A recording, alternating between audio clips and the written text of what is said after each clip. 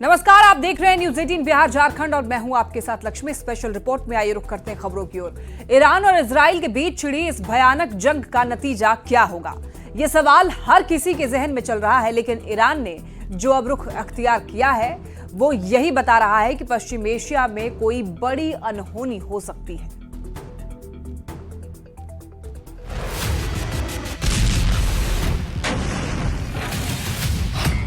Iran के अखबार में उकसाने वाली सौगंध,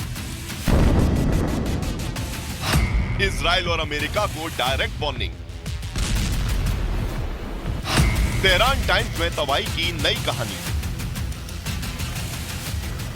पश्चिम एशिया का आसमान उस दहशत की गवाही दे रहा है जिससे इस वक्त पूरी दुनिया डरी हुई है।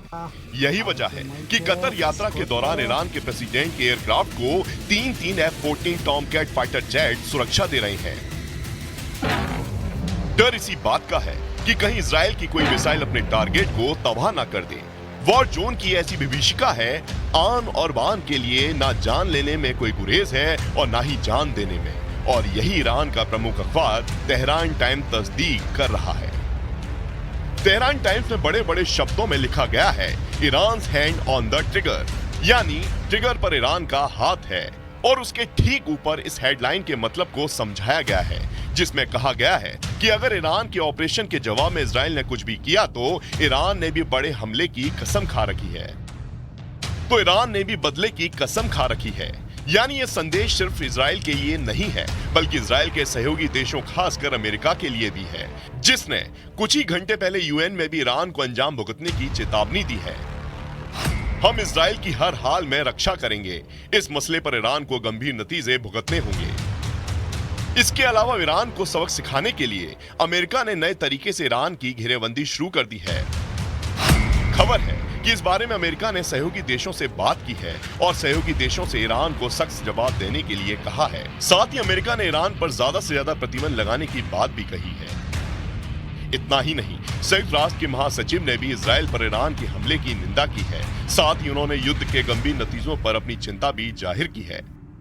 It's high time to stop the sickening cycle of escalation after escalation that is leading the people of the Middle East straight over the cliff. Each escalation has served as a pretext for the next. We must never lose sight of the tremendous toll that this growing conflict is taking on civilians. And we cannot look away from systematic violations of international humanitarian law. This deadly cycle of tit-for-tat violence must stop. इसी बीच Iran के राष्ट्रपति Masoud Pezeshkian का भी बड़ा बयान आया है। Iran के राष्ट्रपति ने इजराइल को चेतावनी देते हुए कहा है, हम इजराइल से युद्ध नहीं चाहते हैं, लेकिन अगर इजराइल ने कार्रवाई की तो हम उसका पहले से ज्यादा मजबूती और कठोरता से जवाब देंगे। इजराइल ने तेहरान में हमारे मेहमान की हत्या की थी। हम युद्ध नहीं चाहते, लेकिन इजराइल हम पर लगातार दबाव बना रहा है। यानी पश्चिम एशिया के लिए घड़ी बेहद चुनौतियों से भरी है, क्योंकि ना ईरान झुकने को तैयार है और ना ही इजराइल एक भी कदम पीछे हटने को तैयार है। इजराइल पर अटैक के बाद अमेरिका अलर्ट मोड पर आ चुका है। अमेरिका रक्षा मंत्री ने दावा किया है कि मिडिल ईस्ट में अमेरिका सेना एक्टिव है और इसके साथ ही अमेरिका इजराइल की हिफाजत करता रहेगा।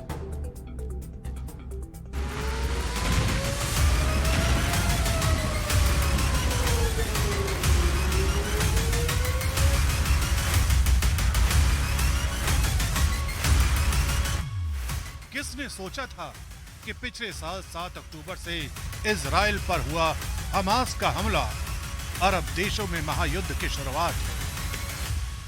लेकिन असल में ये महायुद्ध की वो चिंगारी थी जिसे भड़काया इस्माइल हानिया ने।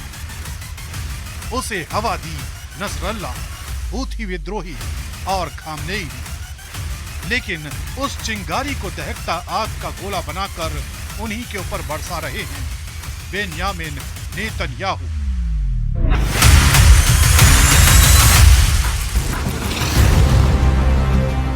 नतीजा ये हुआ कि आज इस महायुद्ध को लेकर दुनिया दो फाड़ हो चुकी है।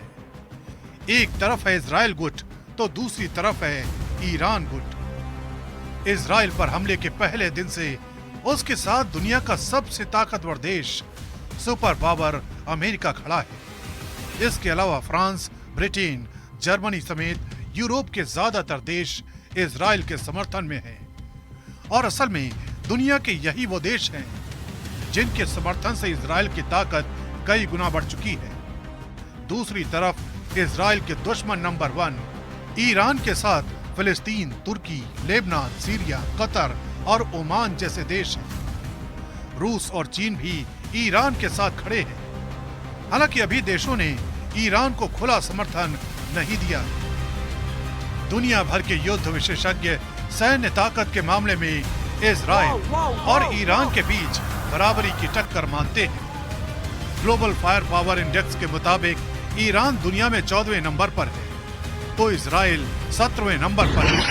सेना, हथियारों और फाइटर जेट्स के लिहाज से भी दोनों देश एक दूसरे को अलग अलग मोर्चे पर टक्कर देते हैं।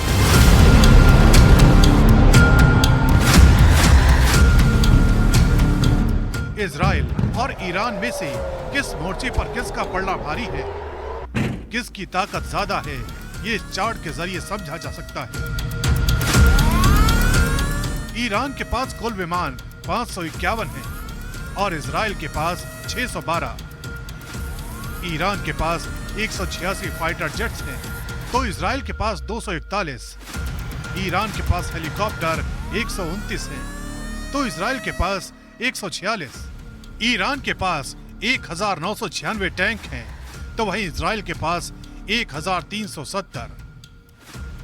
ईरान के पास 65,765 हथियारबंद गाड़ियां हैं, तो इजराइल के पास 43,407 गाड़ियां हैं। ईरान के पास 101 वॉरशिप हैं, तो इजराइल के पास 67 वॉरशिप हैं। ईरान के पास 19 सबमरीन हैं, तो इजराइल के पास 5 सबमरीन हैं। ईरान के पास 6,10,000 सैनिक हैं, तो इजराइल के पास 1,70,000 सैनिक हैं। जबकि ईरान के पास 3,50,000 रिजर्व फोर्स है, तो इजराइल के पास 4,65,000 रिजर्व फोर्स है। ईरान का रक्षा बजट 9 अरब डॉलर है, तो इजराइल का 24 अरब डॉलर है। आंकड़ों के हिसाब से ईरान कई मोर्चों पर इजराइल पर भारी नजर आता है, लेकिन एक्सपर्ट के मुताबिक असल में ऐसा नहीं है। ईरान के पास सैन्य बल और हथियार ज्यादा दिखते हैं, लेकिन वो पुराने हैं, उनका रखरखाव भी बेहतर नहीं है। ईरान पर कई पाबंदियां लगी हुई हैं। दूसरी ओर इजराइल के पास अत्याधुनिक हथियार हैं। पश्चिम एशिया में चारों तरफ से घिरे होने के बावजूद वो अपनी लड़ाइयां लड़ता रहा है और जीतता भी रहा है। बेशक उसके पीछे अमेरिकी मदद रही है, लेकिन इन दोनों देशों के बीच कोई युद्ध हुआ तो वो ईरान और इजराइल के बीच तक सीमित नहीं होगा। इसमें और भी ताकतें शामिल हो जाएंगी, जिसके बाद दुनिया 2 हिस्सों में बंट जाएगी। तब दुनिया पर तीसरे विश्व युद्ध का संकट मंडराने लगेगा। अगर इस महायुद्ध का दायरा दोनों गुटों के सहयोगी देशों तक फैलता है, तो देखते ही देखते ये महायुद्ध तीसरे विश्व युद्ध में तब्दील हो जाएगा।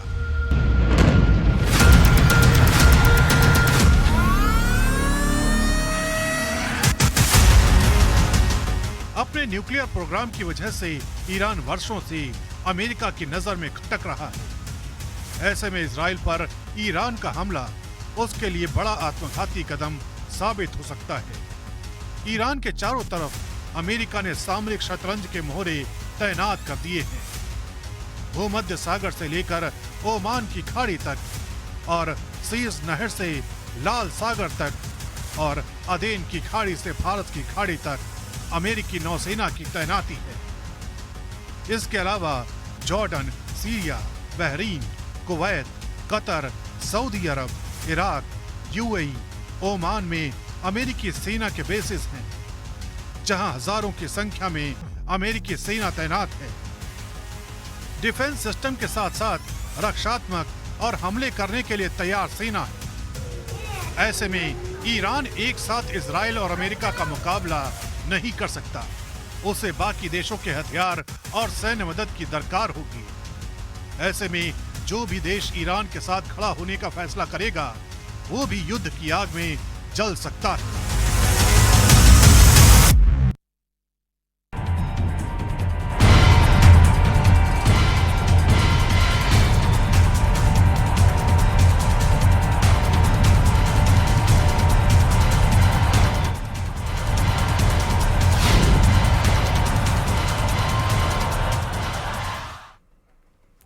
खबर भागलपुर से, जहां पर विश्वविद्यालय के टिल्हा कोठी में लोग अंधेरे में रात गुजारने को विवश हैं और जिले में गंगा का जलस्तर बढ़ने के बाद कई गांव में बाढ़ का पानी घुस गया था, जिसके बाद जिला प्रशासन की ओर से कई जगह बाढ़ राहत केंद्र के साथ साथ कम्युनिटी किचन और लाइट की व्यवस्था भी की गई। लेकिन जलस्तर घटने के बाद सारी सुविधाएं जो है वापस ले ली गई, लेकिन बाढ़ पीड़ित अभी गांव जाने से मना कर रहे हैं और सरकार से लाइट की व्यवस्था करने की मांग कर रहे हैं। ज्यादा जानकारी दे रहे हैं न्यूज 18 संवाददाता आशीष रंजन।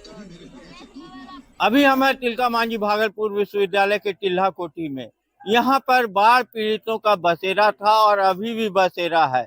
जिला प्रशासन के द्वारा जो व्यवस्था यहाँ पर बाढ़ पीड़ितों के लिए की गई थी, बाढ़ राहत केंद्र बनाया था, यहाँ पर बिजली की व्यवस्था की गई थी, लेकिन सारी व्यवस्था जो है वापस ले ली गई।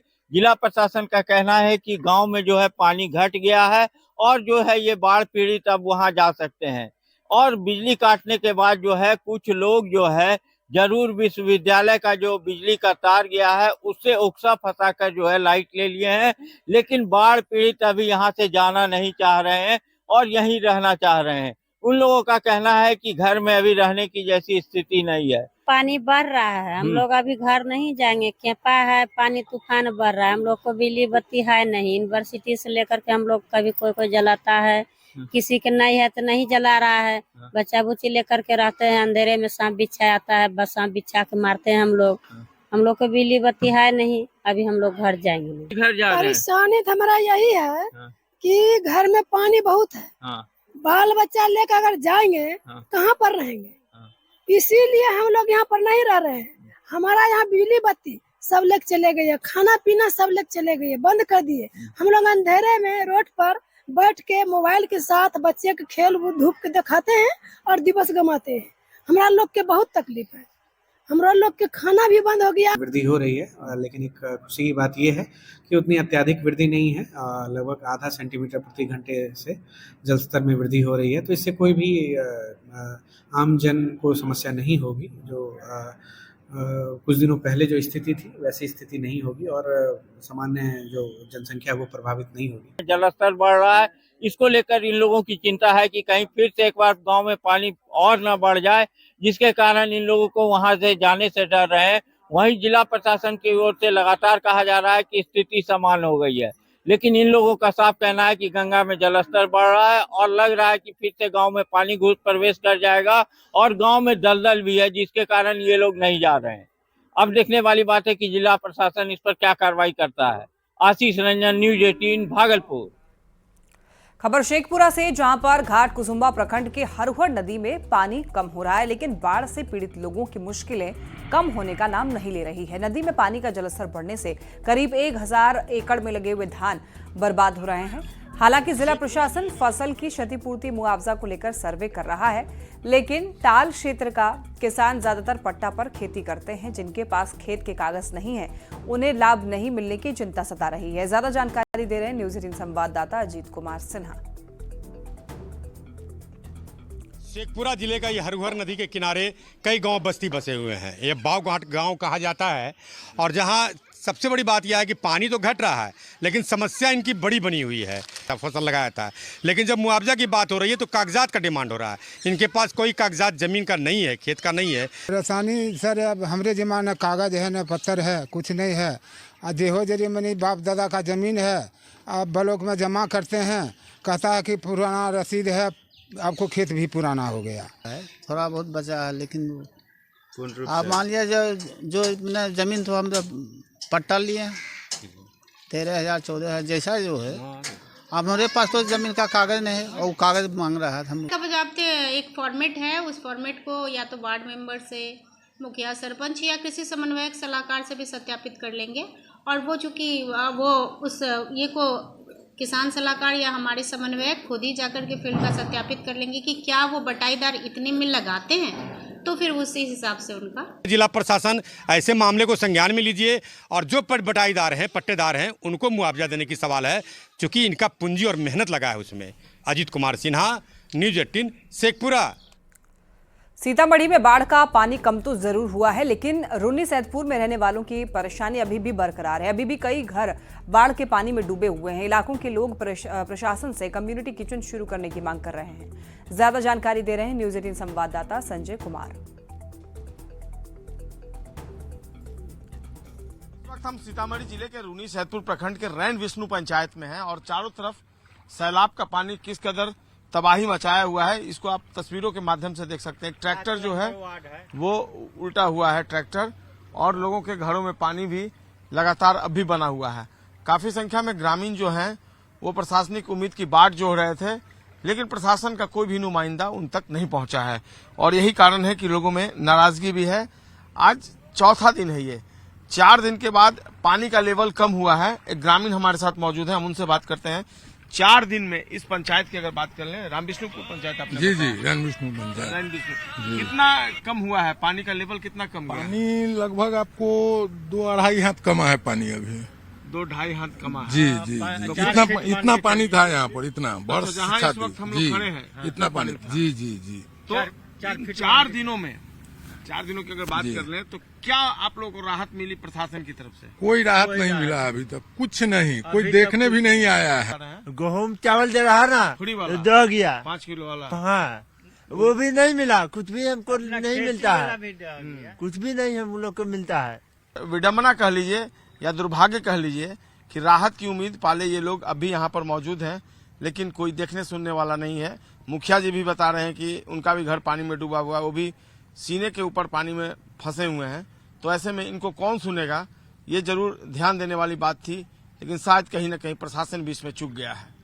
कैमरा पर्सन मनीष उनिजा के साथ संजय कुमार, न्यूज 18, रूनी सैदपुर, सीतामढ़ी। शेखपुरा के टाल क्षेत्र में हरुहर नदी किनारे बसी बस्ती के लोग बाढ़ से प्रभावित हो गए हैं। झुग्गी झोपड़ी में रहने वाले लोगों को जिला प्रशासन चिन्हित करके प्लास्टिक बांट रही है और मेडिकल किट भी दिया जा रहा है। वहीं बाढ़ से प्रभावित लोग राशन की मांग कर रहे हैं।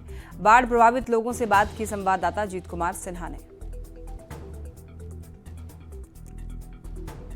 पूरा जिले के हरुहर नदी में जब पानी का बहाव ज्यादा आ गया था तो लगभग 1 दर्जन से ज्यादा गांव प्रभावित हो गए थे। ऐसी स्थिति में जिला प्रशासन द्वारा राहत कार्य चलाए जाने का दावा किया जा रहा है और कई घरों को जो पानी में डूब गया था उसे प्लास्टिक की व्यवस्था किया गया है और देख लीजिए प्लास्टिक भी मिला है लोगों को, लेकिन कई लोग वंचित भी हैं। हम जानते हैं कि क्या क्या सुविधा मिला है। सुविधा तो ये खाली पन्ने सारे मिला है, यार कोई चीज नहीं मिला है। तिरपाल हो, पन्ने ये तिरपाल पन्ने है। अच्छा ही मिला है? हाँ मिला, और कुछ नहीं हुआ? और कुछ नहीं हुआ। डॉक्टर लोग आवा इधर? हाँ आया है डॉक्टर लोग आ रहे हैं। जितने भी हमारे पास पॉलीथीन शीट है 35,000 जो है सीट हम लोग यहाँ रखे हुए हैं घाट कुसुम्बा पकड़ में, और जितने भी हमारे अंचलाधिकारी है, सीओ है, कर्मचारी है, सभी प्रखंड में वो जा करके गांव-गांव लोगों को चिन्हित करने के उन्होंने आदेश दिया है कि जो उससे पीड़ित है और अगर वो गांव से अपने घर से बाहर अगर विस्थापित हो गए हैं तो उनको चिन्हित किया जाए। तो वो करके हम लोग जो है सहायता राशि 2 वक्त का रोटी का जुगाड़ जरूर होना चाहिए ताकि राशन लोगों को मिल जाएगा तो कम से कम घर का चूल्हा जल पाएगा। ये डिमांड भी वाजिब है। जिला प्रशासन को चाहिए कि जन वितरण विक्रेता द्वारा इनको राशन उपलब्ध कराया जाए मुफ्त में ताकि 2 वक्त की रोटी मिल सके। अजीत कुमार सिन्हा, न्यूज 18, शेखपुरा।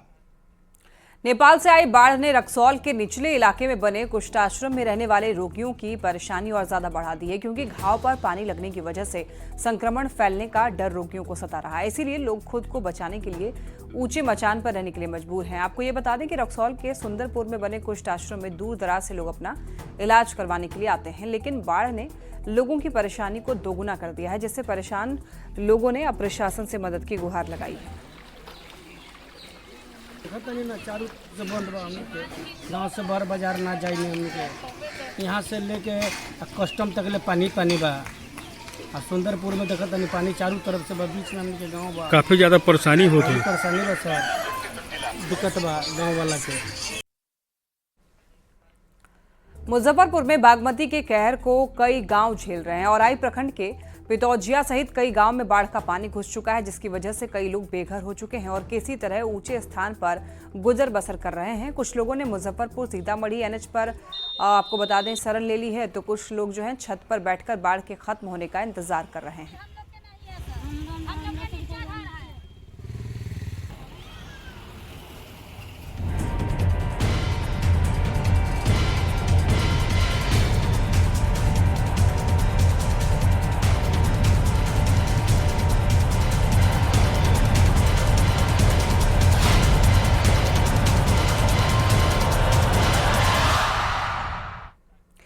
और यहाँ वक्त एक छोटे से ब्रेक का, जल्द लौटेंगे।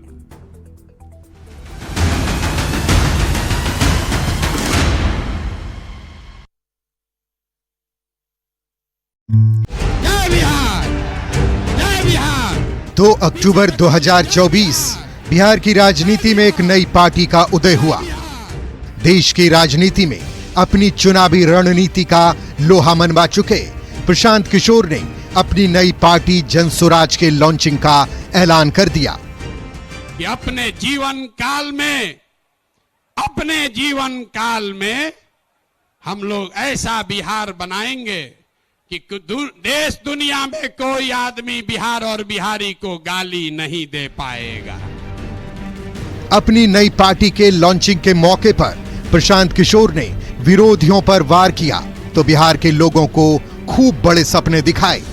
साथ में ये दावा भी किया कि सरकार बनी तो शराबबंदी को 1 घंटे में खत्म कर देंगे। शराबबंदी के टैक्स का पैसा होगा अगले 20 बरस बिहार में सिर्फ और सिर्फ नई शिक्षा व्यवस्था बनाने के लिए खर्च किया जाएगा। शराबबंदी जाएगा, नई शिक्षा व्यवस्था आएगी। एक तरफ प्रशांत किशोर ने अलग तरह की राजनीति की तस्वीर दिखाने की कोशिश की तो दूसरी ओर एक दलित कार्यकारी अध्यक्ष बनाकर राजनीति की पुरानी परिपाटी पर ही चलते दिखे। प्रशांत किशोर रैली के दौरान अपने नए अध्यक्ष की खूबियों को गिनाते रहे और बीच बीच में दलित अध्यक्ष बताना भी नहीं भूल रहे थे। जनसुराजियों क्या विचारधारा हुई मानवता, मानवता से आगे बढ़कर कोई बात नहीं। करीब 12 साल पहले 26 नवंबर 2012 को ऐसे ही बड़े बड़े दावे और राजनीति को बदलने के सपनों के साथ दिल्ली में एक पार्टी का गठन हुआ था। नाम रखा गया आम आदमी पार्टी। आज उस पार्टी के वादों और दावों की सच्चाई सबके सामने है। सवाल है कि क्या प्रशांत किशोर बिहार की तस्वीर बदल पाएंगे, बिहार की जमी जमाई पार्टियों की जमीन खिसका पाएंगे, या फिर कुछ सालों बाद उसी पुराने तरह की राजनीति के रंग में रंग जाएंगे। न्यूज़ 18 के लिए पटना से आनंद अमृतराज के साथ ब्यूरो रिपोर्ट। प्रशांत किशोर ने अपनी नई पार्टी लॉन्च कर दी है और प्रशांत किशोर का फोकस मुख्य रूप से 5 मुद्दों पर है। बिहार में शराबबंदी को बड़ा मुद्दा बनाया है प्रशांत किशोर ने। सरकार अगर इनकी बनती है तो तुरंत शराबबंदी खत्म करेंगे, ऐसा वो ऐलान कर चुके हैं और एक बार नहीं कई बार ऐलान किया है इन्होंने। नकली शराब पीने से मौत के आंकड़े भी गिना रहे हैं और बिहार में बेरोजगारी और पलायन की भी बात कर रहे हैं और गरीबी, भुखमरी और शिक्षा का भी मुद्दा लगातार उठा रहे हैं प्रशांत किशोर। तो आइए अब ये समझते हैं कि प्रशांत किशोर का मजबूत पक्ष क्या है। तो देखिए, मजबूत पक्ष इनका है कि ये बीजेपी, जेडीयू, कांग्रेस के साथ काम कर चुके हैं, यानी कि तीनों पार्टियों के साथ पहले काम कर चुके हैं और इन राजनीतिक दलों के कामकाज के तौर तरीकों को ये समझते हैं अच्छे तरीके से। तो प्रशांत किशोर के कमजोर पक्ष को भी जान लेते हैं। देखिए, विचारधारा के मुद्दे पर घिर जाते हैं प्रशांत किशोर। सभी विचारधारा के लोगों के साथ काम कर चुके हैं। विरोधी सवाल पूछते हैं, आपकी विचारधारा क्या है। पैसे लेकर के पार्टियों के लिए रणनीति बनाने का इन पर आरोप भी लगा है कई बार। तो अब ऐसे में यह समझिए कि पीके के लिए कितना मुश्किल है जातीय समीकरण तोड़ना, क्योंकि बिहार में जातीय समीकरण चुनाव के लिहाज से बेहद महत्वपूर्ण है। तो देखिए, बिहार में सभी पार्टियों का एक आधार वोट बैंक है। जैसे आरजेडी का एमवाई समीकरण पर जबरदस्त पकड़ है, यानी कि मुस्लिम और यादवों पर जबरदस्त पकड़ माना जाता है, और जेडीयू का लवकुश। पटना से एक बड़ी खबर, 31 राजस्व कर्मचारियों का प्रमोशन। ये बड़ी खबर है, राजस्व अधिकारी के पद पर प्रमोशन इनको मिला है। ये बड़ी जानकारी, बड़ी खबर सामने आ रही है। राजस्व विभाग की लिस्ट जारी हुई है जिसमें प्रमोशन हुआ है कुछ लोगों का। ये बड़ी खबर आप तक पहुंचा रहे हैं। 31 राजस्व कर्मचारियों का प्रमोशन किया गया है, इनको प्रमोट किया गया। राजस्व अधिकारी के पद पर इनको प्रोन्नति मिली।